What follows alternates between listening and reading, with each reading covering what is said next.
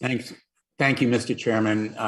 Thank you, Marshall, and all of your team for being with us today. We really appreciate your insightful and really powerful testimony. I want to focus on one aspect of your testimony, the exposure to toxic substances. And you summarized very well how this nation after World War II ignored radiation and mustard gas exposure, Agent Orange after the Vietnam War, and now burn pits, contaminated water at Camp Lejeune and in Hawaii at the Red Hill fuel tank.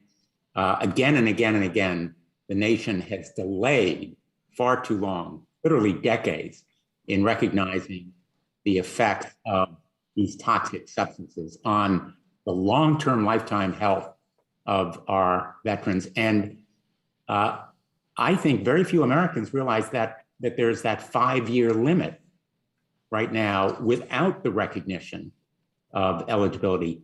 So let me ask you, sir, Commander Marshall, how do we mobilize America?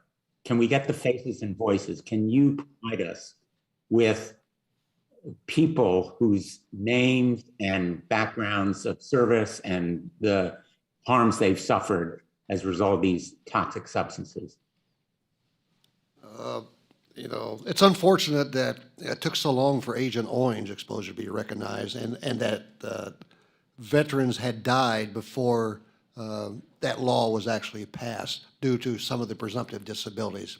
But I will yield to our Executive Director, Mr. Reese, for further detailed comment.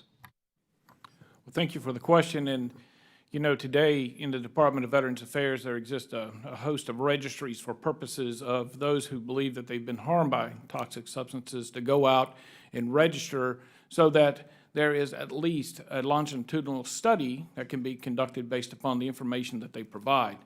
It's unfortunate that oftentimes we put veterans' illnesses and injuries in context of just combat.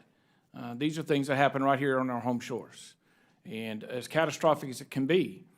And sometimes we think, well, we'll do the best that we can by giving health care, and that's great, and we appreciate the advances in moving forward with health care. But the bottom line is then we deprive them and impoverish them because it's not delivering the food, clothing, and shelter that we would expect. Their economic impairments due to the fact that they can't provide for their family is devastating, and that leads to people to making hasty decisions, homelessness, and suicide. So we got to address this once and for all as a total package. And that's why we're back in the PACT Act, and that's why all the toxic exposures need to be addressed, not just those in the combat theater. Thanks for your excellent testimony, and we're going to carry forward this effort. I'm leading the bill bipartisan on K2, and my thanks to my colleagues and to you for highlighting this issue. Thanks, Mr. Chairman.